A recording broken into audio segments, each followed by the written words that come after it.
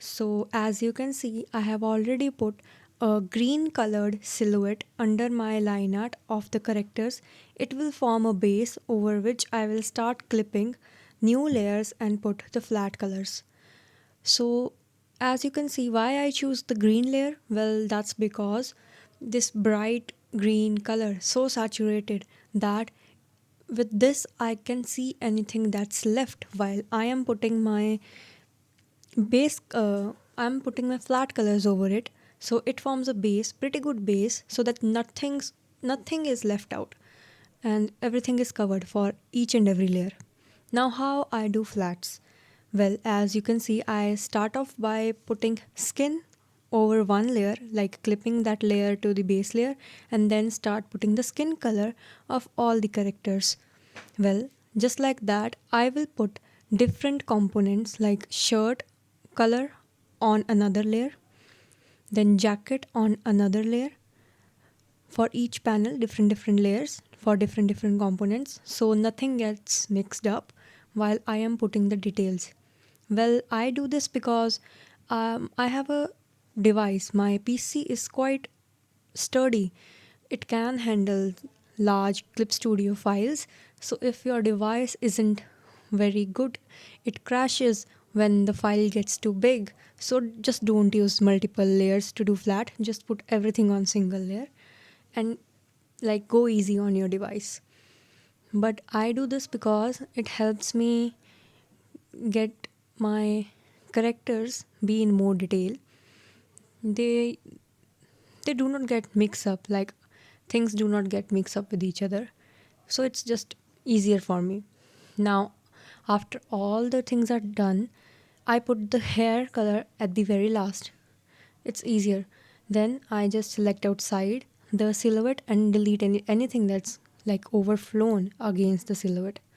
So now after the flats are done, I put it into a group, a folder, and start putting details on each and every layer. Again, I have segregated all the flats of different components on different layers.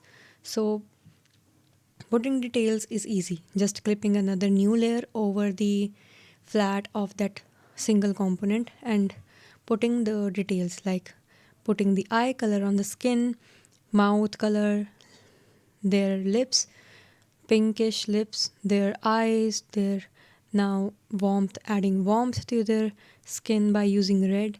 Everything is done by clipping new layers on the skin flat color layer, as you can see.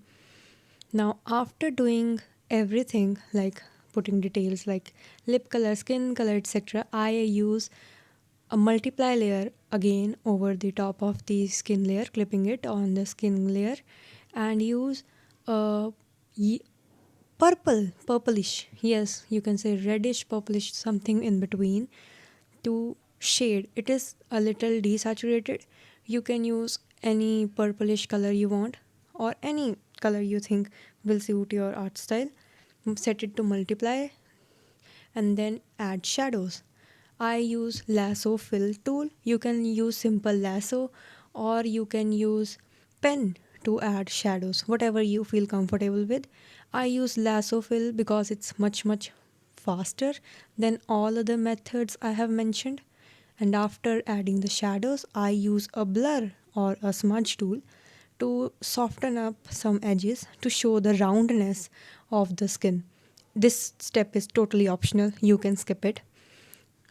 It just makes my characters look a bit detailed. It's totally optional. Now I use an auto action to add the terminal color on the borders. I use two auto actions. If you want to know which I use to add the terminal shadow, you comment down below and I will give you the ID of that particular asset that I use.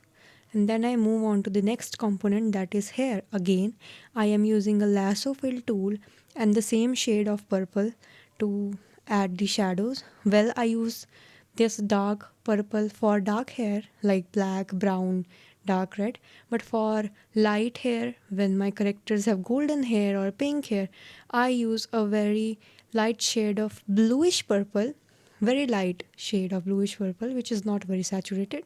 So you don't have to stick to only one color to add shadows. Now I put a little bit of their skin color using airbrush on their hair to give that reflection of skin on their hair.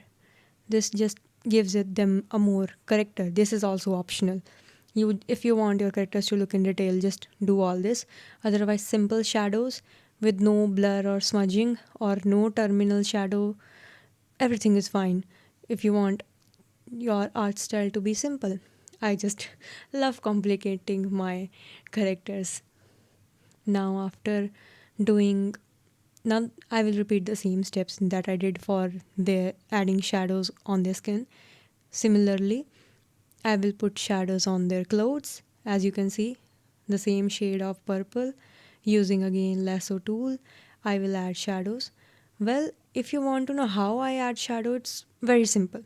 If the sun is in front, then the shadow will fall in the back. So always draw shadows on the opposite side from where the sunlight is coming.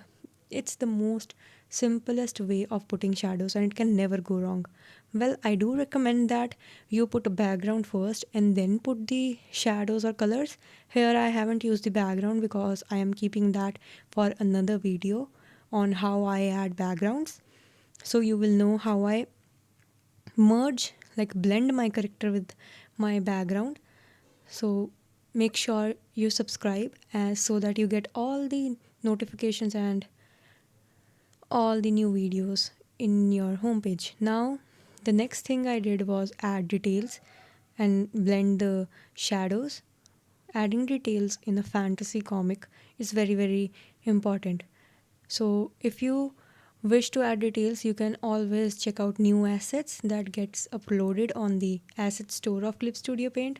Otherwise, if you are using Medibang or Ibis Paint, there are QR codes and other brush assets. You can make your own brush assets too.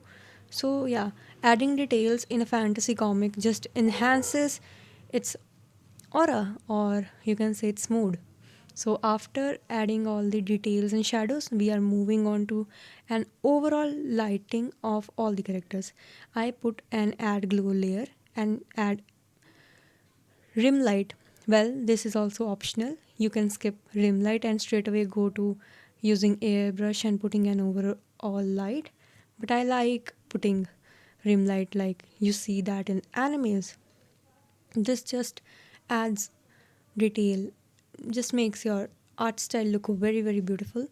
Now, after adding the rim light, you can see I'm adding the rim light where shadows aren't there because rim light will fall where the sun is coming from, while shadow will fall on the opposite of the sun. Now, I will add overall lighting using an airbrush and then using a leaf light brush, as you can see, to add the overall light. I use add glow layer as always to it's my favorite, or you can use glow dodge or whatever you like. And this is how the coloring process is done. I hope you all enjoy it and thanks for watching.